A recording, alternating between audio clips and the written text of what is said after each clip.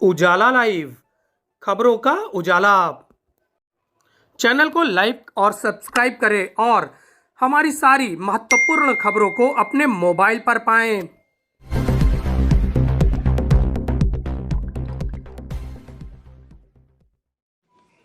शुरुआत में चलते वक्त लोगों की आवाज सुन रहे थे हम,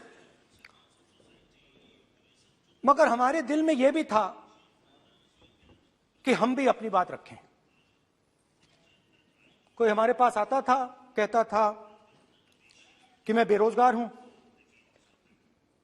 और हमें लगता था कि नहीं, हमें कहना चाहिए कि तुम बेरोजगार क्यों हो, कारण क्या है। उसमें हम विपक्ष का रोल भी प्ले कर लेते थे, आपकी भी बुराई कर देते थे। नहीं, वो तो है, वो भी करेंगे, हम भी करेंगे। मगर थोड़ी देर चलने के बाद एक बदलाव आया, और जो हमारी आवाज थी, जो ये डिजायर था बोलने का कि भैया बेरोजगारी इसलिए है, महंगाई इसलिए है, वो बिल्कुल बंद हो गई। क्योंकि हमने इतने लोगों से बात की, मतलब हजारों लोगों से बात की, बच्चों से, बुजुर्गों से, महिलाओं से, माताओं से, बहनों से, कि थोड़ी देर बाद ये बिल्कुल आवाज बंद हो गई। और फिर हम गहराई से,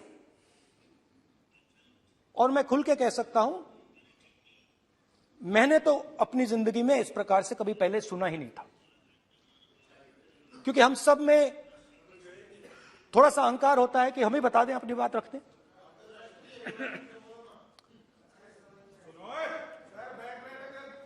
तो आस्ते आस्ते जब हम चले 500-600 किलोमीटर बाद, जनता की आवाज गहराई से सुनाई देने लगी, और एक प्रकार से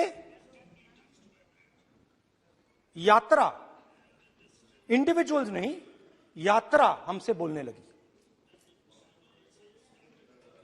नहीं, गहरी बात है, समझ नहीं आएगा। आप समझने की कोशिश करो। यात्रा हमसे बोलने लगी। 200 किलोमीटर आप चलने की कोशिश करिए, पता चल जाएगा। और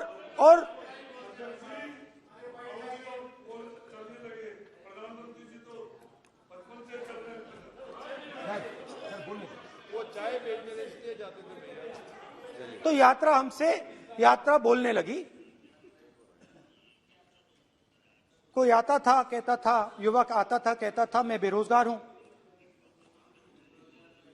हम सवाल पूछते थे, क्या पढ़ा आपने, इंजीनियरिंग की, अब क्या करते हो। कोई कहता था मैं बेरोजगार हूं, कोई कहता था मैं उबर चलाता हूं, कोई कहता था मैं मजदूरी करता हूं। किसान आए हजारों। प्रधानमंत्री बीमा योजना की बात की कि हम पैसा भरते हैं, तूफान आता है, आंधी आती है, पैसा गायब हो जाता है।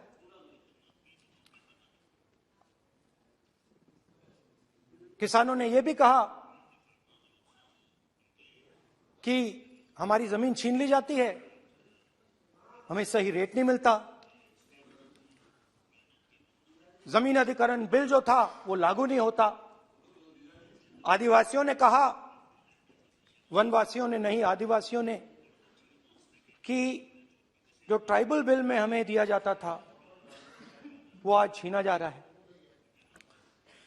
तो बहुत सारी चीजें हमको सुनने को मिली, मगर मेन थ्रस्ट, अगर मैं कहूं, मेन थ्रस्ट बेरोजगारी, महंगाई और किसान।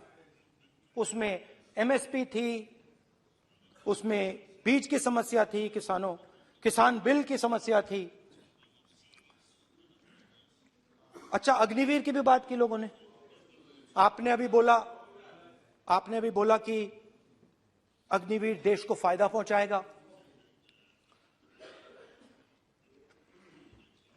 मगर हिंदुस्तान का युवा जो 4 बजे दौड़ता है, आर्मी में भर्ती होने के लिए दौड़ता है, वो आपकी बात से सहमत नहीं है। उनने हमसे कहा कि पहले हमें 15 साल की सर्विस मिलती थी, पेंशन मिलती थी, अब 4 साल के बाद हमें निकाल दिया जाएगा, कुछ नहीं मिलेगा, पेंशन नहीं मिलेगी।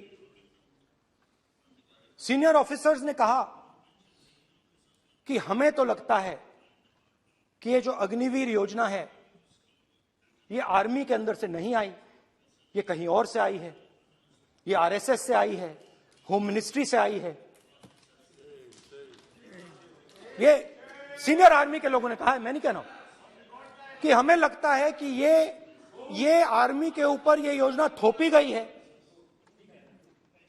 और ये आर्मी को कमजोर करेगी। आर्मी के जनरल्स ने हमें कहा, जो रिटायर्ड हैं, उन्होंने हमें कहा, राहुल जी, हजारों लोगों को हम हथियार की ट्रेनिंग दे रहे हैं और फिर थोड़ी देर बाद उनको समाज में डाल रहे हैं। बेरोजगारी है, समाज में हिंसा बढ़ेगी।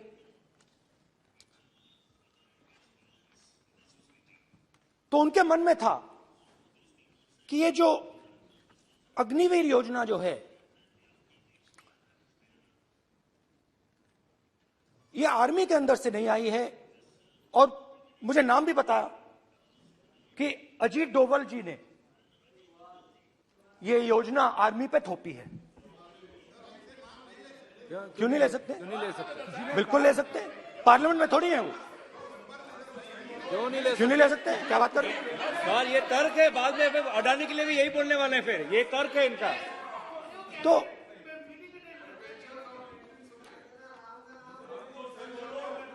तो इंटरेस्टिंग बात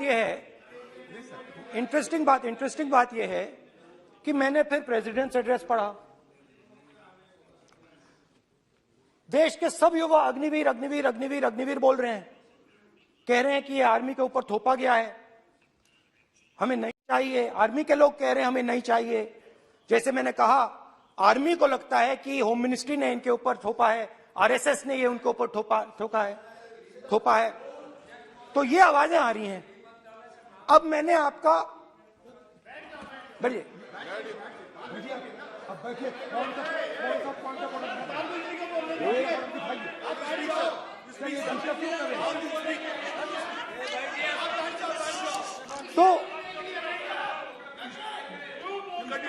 तो एक फर्क, ये थोड़ा पानी ले आओ मैंने पानी। तो मुझे एक फर्क दिखा। प्रेसिडेंट्स एड्रेस में बहुत सारी चीजें बोली गई। अग्निवीर के लिए एक लाइन थी, एक शब्द, एक बार अग्निवीर शब्द का प्रयोग किया गया और वो भी अग्निवीर योजना हमने दी, उससे ज्यादा कुछ नहीं बोला। कहां से आई, कौन लाया, किसको फायदा होगा, ये नहीं बोला। बेरोजगारी शब्द ही नहीं था उसमें। आपने देखा होगा, बेरोजगारी शब्द ही नहीं था प्रेसिडेंट एड्रेस में। महंगाई शब्द ही नहीं था। तो जो यात्रा में हमें सुनने को मिला, अग्निवीर, महंगाई, किसान, बेरोजगारी, प्रेसिडेंट एड्रेस में था ही नहीं। तो ये मुझे थोड़ा अजीब लगा कि जनता कुछ कह रही है और प्रेसिडेंट एड्रेस में कुछ और सुनाई दे रहा है। अच्छा, एक और चीज हमें बताई गई। तमिलनाडु से लेकर केरला, महाराष्ट्र, मध्य प्रदेश, सब जगह एक नाम सब जगह हमें सुनने को मिला, अदानी। यह नाम पूरे हिंदुस्तान में, केरल में, तमिलनाडु में, महाराष्ट्र, कर्नाटका, हिमाचल, कश्मीर, सब जगह अदानी अदानी अदानी अदानी अदानी।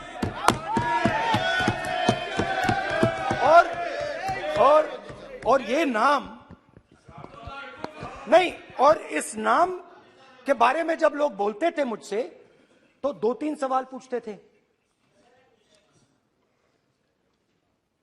ये पूछते थे कि ये जो अदानी जी हैं, ये किसी भी बिजनेस में घुस जाता है, ये सफलता प्राप्त कर जाता है, ये कभी फेल नहीं होता। और युवाओं ने मुझसे यह सवाल पूछा कि भाई ये हो क्या रहा है, हम भी सीखना चाहते हैं। मोदी जी ने कहा स्टार्टअप करो, हम भी अदानी जी जैसे बनना चाहते हैं। तो भैया किसी भी बिजनेस में घुस जाओ और एकदम सक्सेस हो जाए। यह पहला सवाल था। दूसरा सवाल था कि ये अदानी जी हैं, ये किसी भी बिजनेस में घुस जाते हैं। पहले ये 1-2 बिजनेस करते थे, अब ये 8-10 सेक्टर्स में काम करते हैं। Airports, data centres, cement, solar energy, wind energy, aerospace and defence, consumer finance, renewables, media. तो उन्होंने मुझसे पूछा कि राहुल जी, हाँ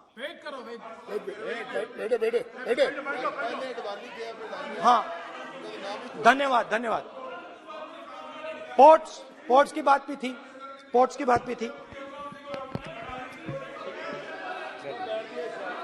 ये भी सवाल पूछा कि भैया एक बात बताइए, राहुल जी बताइए हमें कि अदानी जी का जो नेटवर्थ है वो 3 साल के अंदर, 2014 से लेकर 2022 तक ये $8 बिलियन से $140 बिलियन कैसे हो गया? कैसे हुआ? मोदी है तो ये 2014 में अगर आप दुनिया की, मुस्कुरा रहे हैं आप, बीजेपी में है ना आप, तो ये लिस्ट आती है, एक लिस्ट आती है दुनिया के सबसे अमीर लोगों की। इस पे ये 609 नंबर पे थे 14 में। 609 पीछे बिल्कुल। पता नहीं जादू हुआ, दूसरे नंबर पे पहुंच गए। मोदी है तो मुमकिन है।